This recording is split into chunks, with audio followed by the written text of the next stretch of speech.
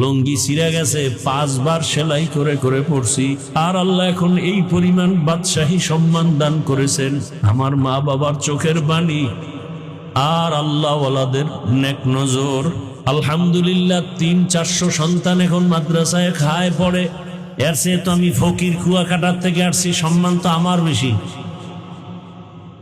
আমার আওয়ামী লীগ নাই, বিএমপি নাই, কেউ নাই, আমরা তো আছি কি। আর এরা তো সম্মান পাইতে পাইতে টাকা দিয়ে কিনছে না সম্মান। টাকার মেয়াদ শেষ, সম্মানও শেষ।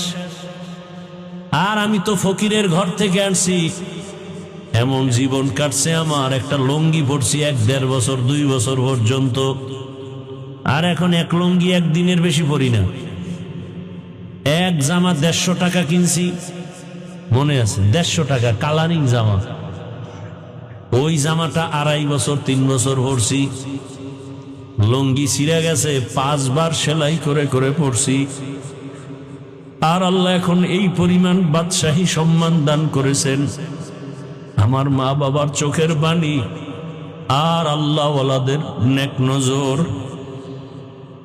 আলহামদুলিল্লাহ 300-400 সন্তান এখন মাদ্রাসায় খায় পড়ে।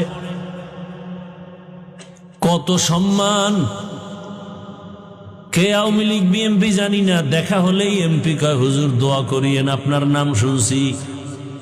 বড় কোটিপতি ফ্যাক্টরির মালিক, দেখা হলে বলে হুজুর দোয়া করিয়েন, অনেক নাম শুনছি।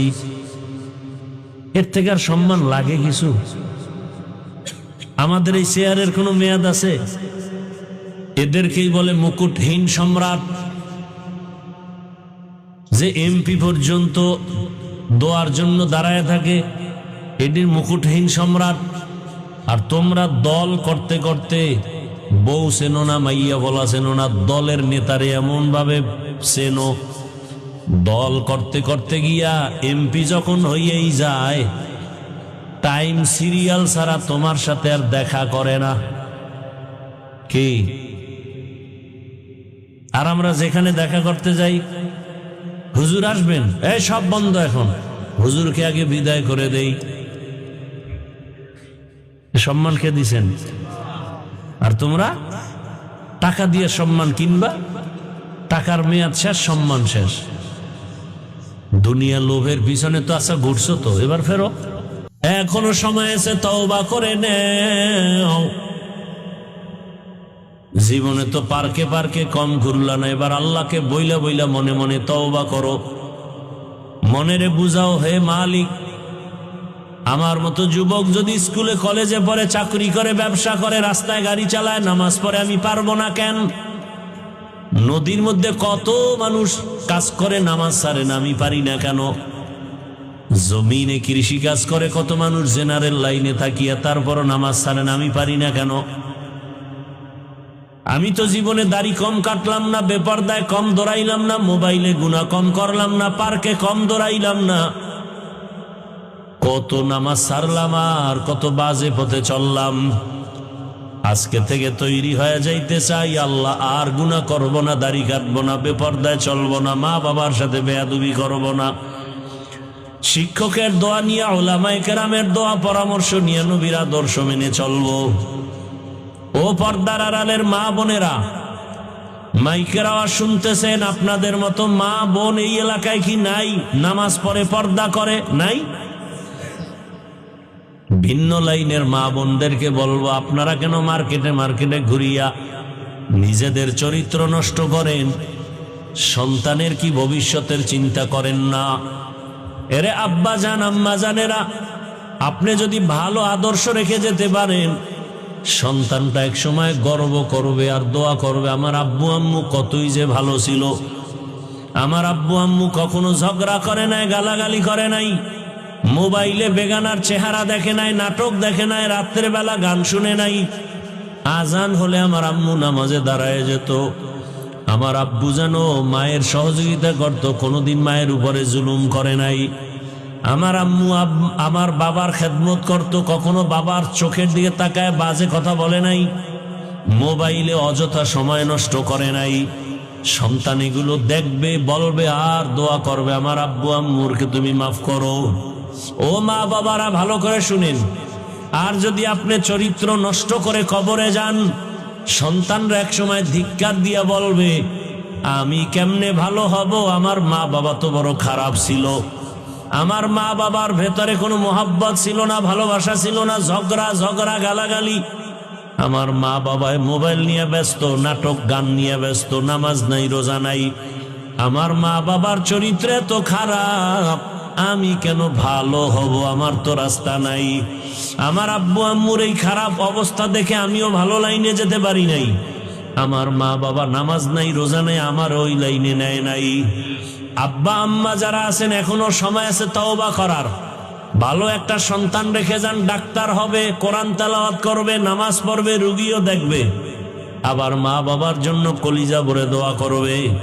এখনো সময় আছে, আল্লাহর কাছে তওবা করেন। দুনিয়া কিছুই না, যখন মরণ হয়ে যাবে। ও যুবকেরা, কত মানুষ তাকায় দেখো, গাড়ির নিচে লাশ হয়ে আছে, পানির মধ্যে লাশ, ঘুমের বিছানায় লাশ। আজকে তুমি এখানে বয়ান শুনতেছো, কালকে হতে পারো তুমি কবরের যাত্রী। এটা কি অসম্ভব?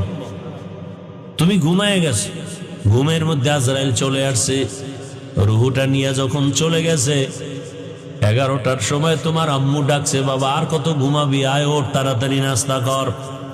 সন্তান কোনো সাড়া দেয় না। এই যুবক, ভালো করে একটু খেয়াল করো।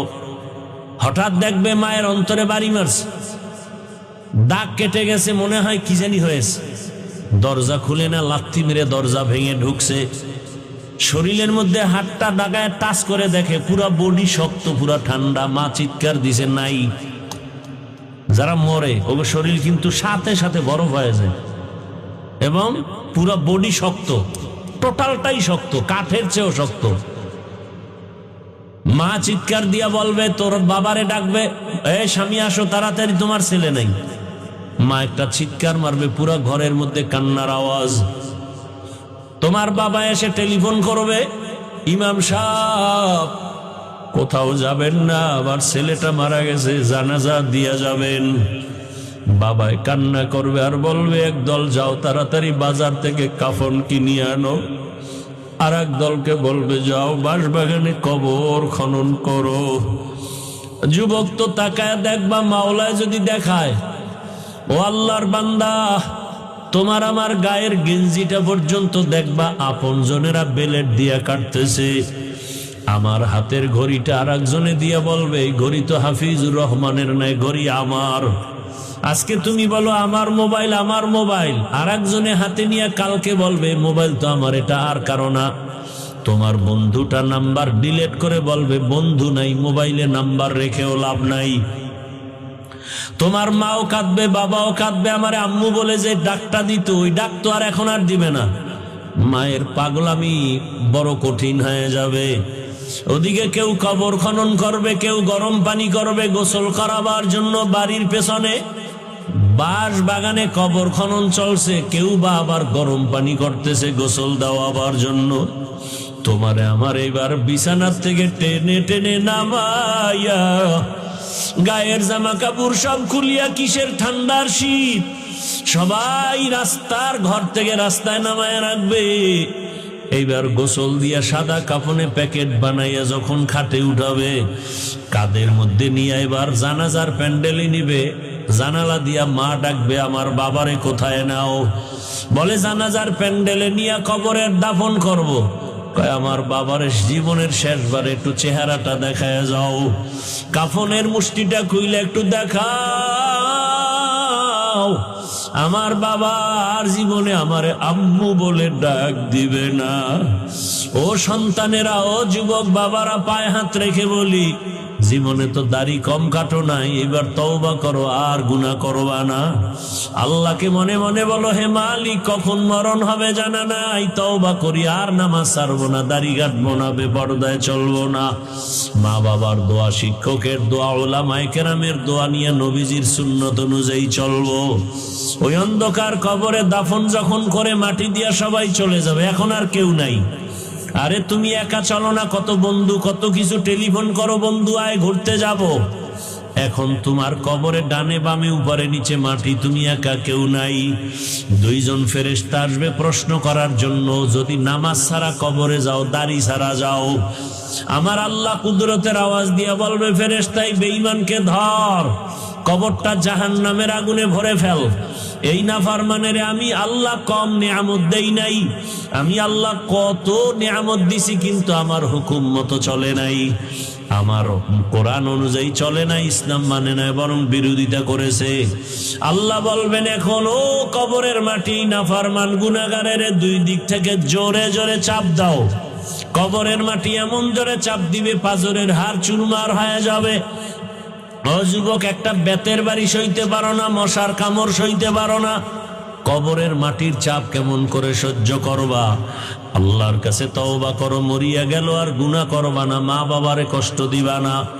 ওলামায়ে কেরামের দোয়া, শিক্ষকের দোয়া নিয়ে নবীর তরিকা মেনে চলবা।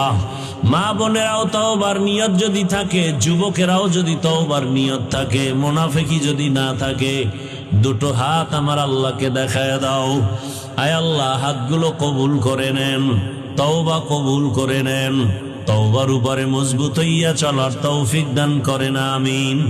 আলহামদুলিল্লাহি রাব্বিল আলামিন, والصلاة والسلام على سيد الأنبياء والمرسلين وعلى آله وأصحابه أجمعين يا أرحم الراحمين يا أرحم الراحمين يا أرحم الراحمين رب ارحمهما كما ربياني صغيرا اللهم إنك عفو كريم تحب العفو فاعف عنا اللهم إنا نسألك رضاك والجنة ونعوذ بك من سخطك والنار يا الله মাহফিল কবুল করে নেন। আয় আল্লাহ, আয়োজনকারীদের কবুল করে নেন, এলাকাবাসীকে কবুল করে নেন, মা বোনদের আবেদা পর্দাওয়ালা বানায় দেন, পরীক্ষার্থী যারা কামিয়াবি দান করেন, আয় আল্লাহ সন্তানগুলো নেককার বানায় দেন, আমার কলিজার যুবকদের দিনের খাদেম বানায় দেন, মোবাইলের গুনাহ থেকে আমাদেরকে হেফাজত করেন, মাদ্রাসা মসজিদ গুলো কবুল করে নেন, সমস্ত শিক্ষা প্রতিষ্ঠান নবীর আদর্শে কবুল করে নেন। আয় আল্লাহ সারা দুনিয়াবাসীকে মাফ করে দেন। আয় আল্লাহ প্রবাসীদেরকে হেফাজত করেন, বাংলাদেশ ইসলামের জন্য কবুল করে নেন, ওলামা মাশায়েখরে এক বানায় দেন। আয় আল্লাহ হকের ঝান্ডাকে উঁচু বানায় দেন, বাতিলের মোকাবেলায় বিজয় দান করেন। আয় আল্লাহ কুদরতের দ্বারা বাতিলের মোকাবেলায় হকের বিজয় দান করেন। আয় আল্লাহ বাতিলের নেফাকি জাহের করে মুমিনের ঈমান আমল হেফাজতের ব্যবস্থা করে দেন, বাতিলকে বাতিলের দ্বারা দমন করে দেন আল্লাহ, বাতিলকে বাতিলের দ্বারা দমন করে দেন আল্লাহ। আমাদের কিচ্ছু নাই, বাতিলের দুনিয়াবি লাইনের কোনো কিছুর অভাব নাই। ও আল্লাহ, আমরা তো আপনার রহমতের আশায় পড়ে থাকি, আমরা ভরসা করে সবার কাছে বলি আমাদের আল্লাহ আছে, আর কেউ, আমাদের আল্লাহ ছাড়া কেউ নাই। আমরা শুধু এই পুঁজিটার কথাই মাওলা বলি, সবাই আমাদের কত কিছু বলে, আমরা সব সময় আল্লাহ আপনার উপরে ভরসা করে বলি আমাদের আল্লাহ আছে, আর কিছুই নাই। ও আল্লাহ, আপনি একটু দয়া করে আমাদের কবুল করে নেন। বাতিলের মোকাবেলা আমরা ব্যর্থ, ও আল্লাহ আপনি বাতিলদের জবান বন্ধ করায় দেন, বাতিলদের অপপ্রচার বন্ধ করায় দেন। আয় আল্লাহ ওদের অঙ্গ প্রত্যঙ্গ যদি উল্ট হকের বিরুদ্ধে চলে, আপনি দমায়া দেন রে আল্লাহ। আপনি ছাড়া আমাদের কোনো শক্তি নাই, আপনার হকের পক্ষে যারা, তারা তো সরল মনে চলে। ও আল্লাহ, আপনার কুদরতের নুসরত দান করেন, আসমানের সাহায্য দান করেন, জমিনের মুসিবত দূর করেন। আয় আল্লাহ মেহেরবানি করে আপনি হকের বিজয় দান করেন। আয় আল্লাহ তাআলা ইসলামের জন্য দেশ কবুল করে নেন। আয় আল্লাহ আমাদের ঈমান আমলের তাকওয়ার পাওয়ার বাড়ায়া দেন, ইখলাসের পাওয়ার বাড়ায়া দেন, রিয়া হাসাদ কিবির দূর